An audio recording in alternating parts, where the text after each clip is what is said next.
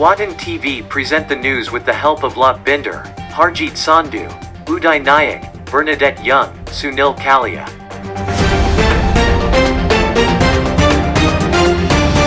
ਦੋਸਤੋ ਕੈਨੇਡਾ ਦੇ ਸੂਬੇ ਅਲਬਰਟਾ ਦੀ ਰਾਜਧਾਨੀ ਐਡਮਿੰਟਨ ਸ਼ਹਿਰ ਤੋਂ ਲੈ ਕੇ ਹਾਜ਼ਰ ਹਾਂ ਵਤਨ ਟੀਵੀ ਪ੍ਰੋਗਰਾਮ। ਵਤਨ ਟੀਵੀ ਪ੍ਰੋਗਰਾਮ ਜਿਵੇਂ ਆਪ ਸਭ ਦੇਖਦੇ ਹੋ, ਪਸੰਦ ਕਰਦੇ ਹੋ।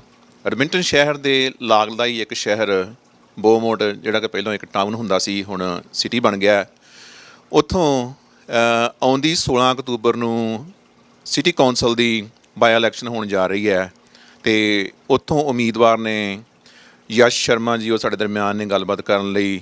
ਯਸ਼ ਜੀ, ਸਭ ਤੋਂ ਪਹਿਲਾਂ ਤੋਂ ਸਾਡੇ ਦਰਸ਼ਕਾਂ ਨੂੰ ਇਹ ਦੱਸੋ ਵੀ ਇਹ ਜਿਹੜੀ ਕੌਂਸਲ ਦੀ ਸੀਟ ਖਾਲੀ ਕਿਉਂ ਹੋਈ, ਕਿਹੜਾ ਕੌਂਸਲਰ ਜਿਹੜਾ ਛੱਡ ਕੇ ਗਿਆ, ਅਤੇ ਇਹ ਚੋਣ ਜਿਹੜੀ 16 ਅਕਤੂਬਰ ਨੂੰ ਹੋਣ ਜਾ ਰਹੀ ਹੈ, ਇਹਦੇ ਬਾਰੇ ਥੋੜ੍ਹਾ ਜਿਹਾ ਦੱਸੋ ਜੀ ਸਾਡੇ ਦਰਸ਼ਕਾਂ ਨੂੰ। ਬਹੁਤ ਬਹੁਤ ਧੰਨਵਾਦ ਹਰਜੀਤ ਜੀ, ਔਰ ਤੁਹਾਡੇ ਸਾਰੇ ਦਰਸ਼ਕ ਜਿਹੜੇ ਆ ਵਤਨ ਟੀਵੀ ਕੈਨੇਡਾ ਦੇ, ਉਹਨਾਂ ਨੂੰ ਪਿਆਰ ਭਰੀ ਸਤਿ ਸ੍ਰੀ ਅਕਾਲ, ਨਮਸਕਾਰ, ਆਦਾਬ।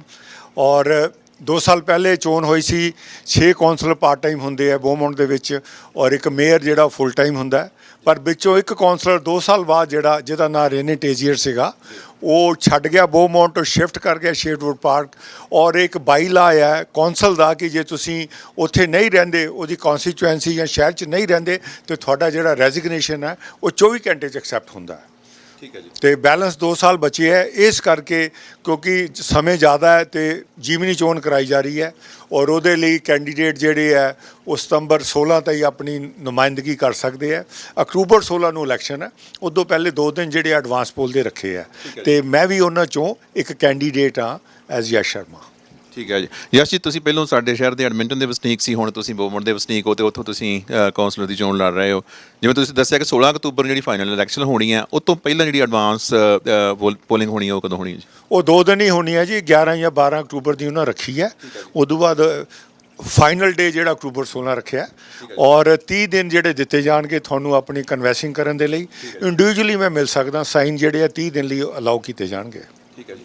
ਅਤੇ ਜਿਹੜੇ ਵੀ ਯਸ਼ ਜੀ ਸਾਡਾ ਅੱਜ ਦਾ ਪ੍ਰੋਗਰਾਮ ਦੇਖ ਰਹੇ ਨੇ, ਕੁਆਲੀਫਾਈ ਕਰਨ ਵਾਸਤੇ, ਵੋਟ ਪਾਉਣ ਵਾਸਤੇ ਕੀ ਕ੍ਰਾਈਟੀਰੀਆ ਹੈ, ਕੀ ਰਿਕੁਆਇਰਮੈਂਟਸ ਨੇ, ਉਹ ਜ਼ਰਾ ਦੱਸੋ ਸਾਡੇ ਦਰਸ਼ਕਾਂ ਨੂੰ ਜੀ। ਹਰਜੀਤ ਜੀ, ਜਿਹੜਾ ਕ੍ਰਾਈਟੀਰੀਆ ਜਿਹੜਾ ਉਹ ਜਿੰਨੀਆਂ ਵੀ ਇਲੈਕਸ਼ਨ ਹੈ ਕੈਨੇਡਾ ਦੇ ਵਿੱਚ, ਇੱਕ ਤਾਂ ਸਿਟੀਜ਼ਨ ਹੋਣਾ ਜ਼ਰੂਰੀ ਹੈ, 18 ਸਾਲ ਤੋਂ ਉੱਪਰ ਹੋਣਾ ਚਾਹੀਦਾ ਹੈ, 6 ਮਹੀਨੇ ਤੋਂ ਜ਼ਿਆਦਾ ਤੁਸੀਂ ਬੋਮੋਂਟ ਦੇ ਵਸਿੰਦੇ ਹੋਣੇ ਚਾਹੀਦੇ ਹੈ, ਸਿਰਫ ਸਿਟੀਜ਼ਨ ਹੀ ਪਾ ਸਕਦੇ ਹੈ। ਔਰ ਜੇ ਕੋਈ ਹੋਰ ਕੋਸ਼ਿਸ਼ ਕਰੇ ਵੋਟ ਪਾਉਣ ਦੀ ਤਾਂ ਉਹ ਇਲੀਗਲ ਜਿਹੜਾ ਮੰਨਿਆ ਜਾਂਦਾ।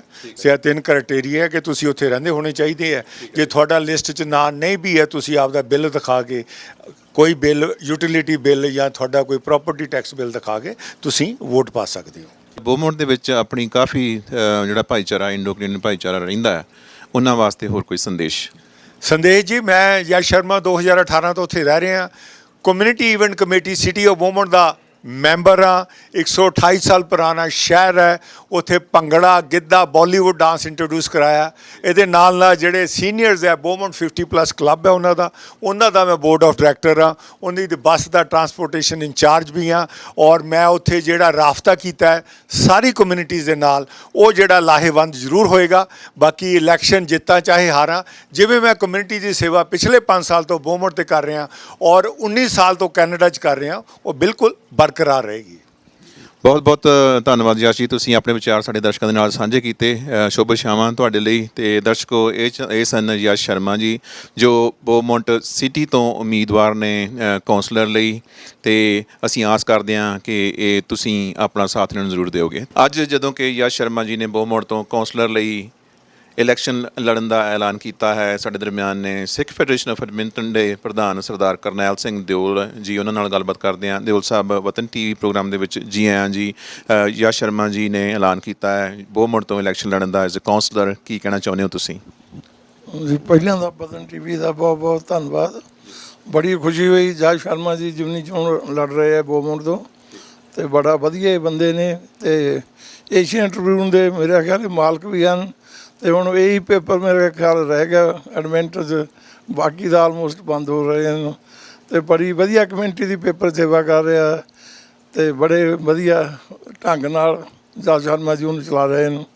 Thank you. ਸੋ ਦੋਸਤੋ, ਜਿਵੇਂ ਕਿ ਯਸ਼ ਜੀ ਨੇ ਅੱਜ ਐਲਾਨ ਕੀਤਾ ਹੈ ਬੋਮੋਂਟ ਤੋਂ ਕੌਂਸਲਰ ਦੀ ਚੋਣ ਲੜਨ ਦਾ, ਸਾਡੇ ਦਰਮਿਆਨ ਨੇ ਸਾਡੇ ਕੋ ਹੋਸਟ ਵਤਨ ਟੀਵੀ ਦੇ ਲਾਟ ਭਿੰਡਰ ਜੀ, ਉਹਨਾਂ ਨਾਲ ਗੱਲਬਾਤ ਕਰਦੇ ਹਾਂ। ਹਾਂਜੀ ਭਿੰਡਰ ਸਾਹਿਬ, ਕੀ ਕਹਿਣਾ ਚਾਹੁੰਦੇ ਹੋ ਅੱਜ ਦੇ ਦਿਨ 'ਚ? ਹਾਂਜੀ, ਯਸ਼ ਜੀ ਨੇ ਜਿਹੜੀ ਖਬਰ ਸੁਣਾਈ ਆ ਬੜੀ ਵਧੀਆ ਗੱਲ ਆ ਕਿ ਬੋਮਾਰਟ ਸ਼ਹਿਰ ਜਿਹੜਾ ਸਾਡੇ ਐਡਮਿੰਟਨ ਦੇ ਨਾਲ ਲੱਗਦਾ ਆ ਸਾਊਥ ਵਿੱਚ, ਉੱਥੋਂ ਦੇ ਵਸਨੀਕ ਨੇ। ਅਤੇ ਅੱਜ ਕੱਲ੍ਹ ਜਿਵੇਂ ਪਹਿਲਾਂ ਵੀ ਦੱਸਿਆ ਜਾ ਚੁੱਕਾ ਕਿ ਕਾਫੀ ਭਾਈਚਾਰਾ ਆਪਣਾ ਜਿਹੜਾ ਆ ਉੱਥੇ ਬੋਮਾਰਟ ਦੇ ਵਿੱਚ ਐਕਟਿਵ ਆ, ਸ਼ਿਫਟ ਹੋਏ ਨੇ ਘਰਾਂ ਦੇ ਵਿੱਚ, ਹੋਮ ਬਿਲਡਰ ਵੀ ਨੇ, ਹੋਰ ਵੀ ਕਾਰੋਬਾਰੀ ਸੱਜਣ ਉੱਥੇ ਰਹਿ ਰਹੇ ਨੇ ਸ਼ਹਿਰ ਵਿੱਚ। ਅਤੇ ਯਸ਼ ਜੀ ਨੇ ਜਿਹੜਾ ਇੰਟਰਸਟ ਜ਼ਾਹਿਰ ਕੀਤਾ ਆ ਜ਼ਿਮਨੀ ਚੋਣ ਵਿੱਚ ਲੜਨ ਦਾ, ਕਿਉਂਕਿ ਇਹਨਾਂ ਨੇ ਦੱਸਿਆ ਕਿ ਸ਼ਰਤ ਹੈਗੀ ਆ ਕਿ ਉੱਥੋਂ ਦਾ ਵਸਨੀਕ ਹੀ ਬੋਮਾਰਟ ਦਾ ਜਿਹੜਾ ਉਹੀ ਕੌਂਸਲਰ ਹੋ ਸਕਦਾ, ਅਤੇ ਇਸ ਕਰਕੇ ਉਹ ਜਿਹੜੀ ਸੀਟ ਹੈ ਖਾਲੀ ਹੋਈ ਹੈ। ਅਤੇ ਯਸ਼ ਜੀ ਆਪਣੀ ਮੇਰੇ ਖਿਆਲ ਕਾਫੀ, ਜਿਵੇਂ ਦੱਸਿਆ ਨਾ, ਕਾਫੀ ਲੰਬੇ ਸਮੇਂ ਤੋਂ 19-20 ਸਾਲ ਤੋਂ ਜਦੋਂ ਦੇ ਕੈਨੇਡਾ ਆਏ ਆ, ਅਤੇ ਇਹਨਾਂ ਦੀਆਂ ਗਤੀਵਿਧੀਆਂ ਕੁਛ ਨਾ ਕੁਛ ਕਿਸੇ ਤਰੀਕੇ ਨਾਲ ਕਮਿਊਨਿਟੀ ਵਾਸਤੇ ਕਰਦੇ ਰਹਿੰਦੇ ਆ। ਏਸ਼ੀਅਨ ਟ੍ਰਿਬਿਊਨ ਜਿਹੜਾ ਇਹਨਾਂ ਦਾ ਉਪਰਾਲਾ ਸੀ ਉਹ ਬਹੁਤ ਵਧੀਆ ਆ। ਕਈ ਚੀਜ਼ਾਂ ਦੀ ਲੋੜ ਪੈਂਦੀ ਆ, ਕਿਸੇ ਨੇ ਨਾਂ ਚੇਂਜ ਕਰਾਉਣਾ ਆ, ਵਿਆਹ ਵਾਸਤੇ ਕੋਈ ਇਸ਼ਤਿਹਾਰ ਦੇਣੇ ਆ, ਜਾਂ ਹੋਰ ਕੋਈ ਵੀ ਜਿਹੜੀ ਚੀਜ਼ ਆ, ਉਹ ਕਈ ਦਫਾ ਹੁੰਦਾ ਕਿ ਪੇਪਰ ਜਿਹੜਾ ਉਹਦੇ ਵਿੱਚ ਸਾਡੇ ਹੱਥ ਵਿੱਚ ਆਉਣਾ ਚਾਹੀਦਾ ਜਿਹੜੀ ਕੋਈ ਇਸ਼ਤਿਹਾਰਬਾਜ਼ੀ ਹੁੰਦੀ ਆ। ਅਤੇ ਹੁਣ ਇਕੱਲਾ ਇਹਨਾਂ ਦਾ ਇੱਕੋ ਇੱਕ ਪੇਪਰ ਜਿਹੜਾ ਉਹ ਰਹਿ ਗਿਆ ਆ, ਕਿਉਂਕਿ ਸਮਾਂ ਕਾਫੀ ਬਦਲ ਰਿਹਾ। ਕਈ ਪੇਪਰ ਅੱਗੇ ਨਿਕਲਦੇ ਸੀ, ਲੇਕਿਨ ਯਸ਼ ਜੀ ਲਗਾਤਾਰ ਜਿਹੜੇ ਆ ਇਹ ਸੇਵਾ ਨਿਭਾ ਰਹੇ ਆ। ਅਤੇ ਯਸ਼ ਜੀ, ਕਿਹੜੀ ਚੀਜ਼ ਕਰਕੇ ਤੁਸੀਂ ਸਿਆਸਤ ਵਿੱਚ ਬੋਮਾਰਟ ਦੀ ਵਿੱਚ ਜਿਹੜਾ ਉਹ ਦਾਖਲਾ ਚਾਹੁੰਦੇ ਹੋ? ਪਿੰਡਰ ਸਾਹਿਬ, ਬਹੁਤ ਵੱਡਾ ਸਵਾਲ ਹੈ, ਬਹੁਤ ਇੰਪੋਰਟੈਂਟ ਸਵਾਲ ਹੈ। ਸਿਆਸਤ ਤਾਂ ਮੈਨੂੰ ਕਰਨੀ ਆਉਂਦੀ ਨਹੀਂ ਸੀ, ਪਰ ਮੈਂ ਇਹ ਦੇਖਿਆ ਕਿਉਂਕਿ ਉਹ 128 ਸਾਲ ਪੁਰਾਣਾ ਸ਼ਹਿਰ ਹੈ, 21,000 ਉਹਦੀ ਆਬਾਦੀ ਹੈ, 20,000 ਗੋਰੇ ਹੈ, 1,000 ਅਸੀਂ ਰਲਵੇਂ ਮਿਲਵੇਂ ਆ। ਬੰਦਾ ਉਹੀ ਉੱਥੇ ਸੈਟਿੰਗ ਕਰ ਸਕਦਾ ਹੈ, ਡਿਵੈਲਪਮੈਂਟ ਕਰ ਸਕਦਾ ਹੈ, ਕਮਿਊਨਿਟੀ ਦੇ ਕੰਸਰਨ ਜਿਹੜੇ ਉਜਾਗਰ ਕਰ ਸਕਦਾ ਹੈ, ਜੇ ਤੁਸੀਂ ਗੋਰਿਆਂ ਨਾਲ ਰਾਬਤਾ ਸਹੀ ਕਰੋ। ਮੈਂ 2-3 ਇਵੈਂਟ ਉੱਥੇ ਕਰ ਚੁੱਕਿਆ, ਮਦਰਸ ਡੇ ਮਨਾ ਚੁੱਕਿਆ ਮੈਂ ਉੱਥੇ, ਹਾਂਜੀ, ਹੋਰ ਵੀ ਕਈ ਉੱਥੇ ਉਪਰਾਲੇ ਮੈਂ ਕੀਤੇ ਜਿਹੜੇ ਗੋਰਿਆਂ ਨੂੰ ਵੀ ਚੰਗੇ ਲੱਗੇ। ਔਰ ਹੁਣ ਉਹਨਾਂ ਨੇ ਨਵਾਂ ਇੱਕ EDI ਪਲੇਟਫਾਰਮ ਸ਼ੁਰੂ ਕੀਤਾ ਹੈ, ਇਕੁਇਟੀ, ਡਾਇਵਰਸਿਟੀ ਅਤੇ ਇਨਕਲੂਜਨ। ਉਹਦੇ ਵੀ ਉਹ ਮੈਨੂੰ ਕਹਿੰਦੇ ਤੁਸੀਂ ਮੈਂਬਰ ਬਣੋ, ਔਰ ਇੱਕ ਰਾਬਤਾ ਚਾਹੁੰਦੇ ਆ ਸਾਡੀ ਕਮਿਊਨਿਟੀ ਦੇ ਨਾਲ। ਸਾਡੇ ਬਜ਼ੁਰਗ ਜਿਹੜੇ ਹੈ ਉਹਨਾਂ ਨੂੰ ਬੱਸਾਂ ਦੀ ਦਿੱਕਤ ਆ ਰਹੀ ਹੈ, ਜਿਹੜੇ ਪਾਰਕਸ ਹੈਗੇ ਹੈ ਉਹਨਾਂ ਦੇ ਵਿੱਚ ਸਿਟਿੰਗ ਅਰੇਂਜਮੈਂਟ ਦੀ ਦਿੱਕਤ ਆ ਰਹੀ ਹੈ, ਉੱਥੇ ਡਾਇਗਨੋਸਟਿਕਸ ਨਹੀਂ ਹੈਗੇ, ਉੱਥੇ ਜਿਹੜੀ ਸਿਰਫ ਇੱਕ ਐਂਬੂਲੈਂਸ ਹੈ ਜਦਕਿ ਜ਼ਿਆਦਾ ਐਂਬੂਲੈਂਸ ਹੋਣੀਆਂ ਚਾਹੀਦੀਆਂ, ਉੱਥੇ RCMP ਘੱਟ ਹੈ, ਔਰ ਸਵੇਰ ਦਾ ਜਿਹੜਾ ਅਰਲੀ ਆਵਰਸ ਹੁੰਦੇ ਆ RCMP ਦੀ ਕਵਰੇਜ ਲਡੂਕ ਤੋਂ ਦਿੱਤੀ ਜਾਂਦੀ ਹੈ। ਇਹਦੇ ਨਾਲ ਬੱਚੇ ਜਿਹੜੇ ਹੈ ਉੱਥੇ ਡਿਵੈਲਪ ਹੋ ਰਹੇ, ਆਪਣੇ ਬੱਚੇ ਜਿਹੜੇ ਹੈ ਆਪਣੇ ਪਰਿਵਾਰ ਉੱਥੇ ਰਹਿ ਰਹੇ ਹੈ, ਉੱਥੇ ਜ਼ਿਆਦਾ ਫੈਸਿਲਿਟੀਜ਼ ਮੁਹੱਈਆ ਕਰਾਉਣੀਆਂ, ਇੱਕ ਰਾਬਤਾ ਕਰਨਾ ਮੇਅਰ ਅਤੇ ਕੌਂਸਲ ਦੇ ਨਾਲ, ਮੈਂ ਸੋਚਦਾ ਕਿ ਮੈਂ ਵਧੀਆ ਤਰੀਕੇ ਨਾਲ ਉਹ ਸੈਟਅਪ ਕਰ ਸਕਦਾ ਹਾਂ। ਬੱਚਿਆਂ ਦੇ ਸਕੂਲਾਂ ਵਾਸਤੇ ਵੀ ਯੋਗਦਾਨ ਪਾਉਂਦੀ ਹੈ ਸਿਟੀ ਕੁਛ? ਸਿਟੀ ਦੇਖੋ ਜੀ, ਸਿਟੀ ਇੱਕ ਤੀਜਾ ਸਕੂਲ ਬਣ ਰਿਹਾ ਉੱਥੇ। ਸਿਟੀ ਨੇ ਤਾਂ ਮੁਹੱਈਆ ਕਰਾਉਣੀ ਹੁੰਦੀ ਹੈ ਲੈਂਡ, ਜਿਹੜਾ ਸਕੂਲ ਖੁੱਲ੍ਹਦਾ ਹੈ ਉਹਨੂੰ ਪ੍ਰੋਵਿੰਸ਼ੀਅਲ ਜਿਹੜੀ ਸਰਕਾਰ ਹੈ ਉਹ ਫੰਡ ਦਿੰਦੀ ਹੈ। ਇੱਕ ਸਕੂਲ ਬਣ ਰਿਹਾ, ਸਫੀਸ਼ੀਐਂਟ ਸਕੂਲ ਉੱਥੇ ਹੋ ਜਾਣੇ ਹੈ, ਪਰ ਉੱਥੇ ਸਾਡਾ ਐਕਸਰੇ ਦਾ ਕੋਈ ਇੰਤਜ਼ਾਮ ਨਹੀਂ, ਅਲਟਰਾਸਾਊਂਡ ਦਾ ਕੋਈ ਇੰਤਜ਼ਾਮ ਨਹੀਂ। ਵਾਕ ਇਨ ਕਲੀਨਿਕ ਇੱਕ ਸ਼ਾਪਰ ਡਰੱਗ 'ਚ ਖੁੱਲ੍ਹਿਆ, ਉੱਥੇ ਹੋਰ ਹੋਣੇ ਚਾਹੀਦੇ ਹੈ। ਔਰ ਇਹਦੇ ਨਾਲ ਦੇਖੋ ਹਸਪਤਾਲ ਉੱਥੇ ਕੋਈ ਨਹੀਂ ਹੈ, ਕੋਈ ਮੁੱਢਲੀ ਜਿਹੜੀ ਹੈ ਹੈਲਥ ਸਿਸਟਮ ਉੱਥੇ ਹੋਣਾ ਚਾਹੀਦਾ, ਪ੍ਰਾਇਮਰੀ ਡਿਸਪੈਂਸਰੀ ਹੋਣੀ ਚਾਹੀਦੀ ਹੈ। ਉੱਥੋਂ ਨੱਠ ਕੇ ਬੰਦੇ ਨੂੰ ਇੱਥੇ ਗ੍ਰੇਨਾਨ ਹਸਪੀਟਲ 'ਚ ਲਿਆਂਦਾ ਜਾਂਦਾ, ਇਹ ਬੜੀ ਦਿੱਕਤ ਹੈ। ਔਰ ਕੱਲੀ ਐਂਬੂਲੈਂਸ ਹੋਣ ਕਰਕੇ ਜੇ ਹੋਰ ਕੋਈ ਐਮਰਜੈਂਸੀ ਪੈ ਜੇ ਤੇ ਜਿਹੜੇ ਫਾਇਰ ਬ੍ਰਿਗੇਡ ਦੇ ਇੰਜਨ ਹੈ ਉਹ ਬੰਦੇ ਨੂੰ ਚੱਕ ਕੇ ਐਡਮਿੰਟ ਲੈ ਕੇ ਆਉਂਦੇ ਆ। ਸੋ ਦੂਜਾ ਇਹ ਹੈ ਕਿ ਉੱਥੇ ਜਿਹੜਾ ਸਿਸਟਮ ਦੇ ਵਿੱਚ ਰੈਜ਼ੀਡੈਂਸ਼ੀਅਲ ਟੈਕਸ ਜਿਹੜਾ 95% ਹੈ, ਕਮਰਸ਼ੀਅਲ ਟੈਕਸ ਸਿਰਫ 5% ਹੈ, ਜਦਕਿ 80-20 ਹੋਣਾ ਚਾਹੀਦਾ ਹੈ, 80 ਜਿਹੜਾ ਰੈਜ਼ੀਡੈਂਸ਼ੀਅਲ 20 ਕਮਰਸ਼ੀਅਲ।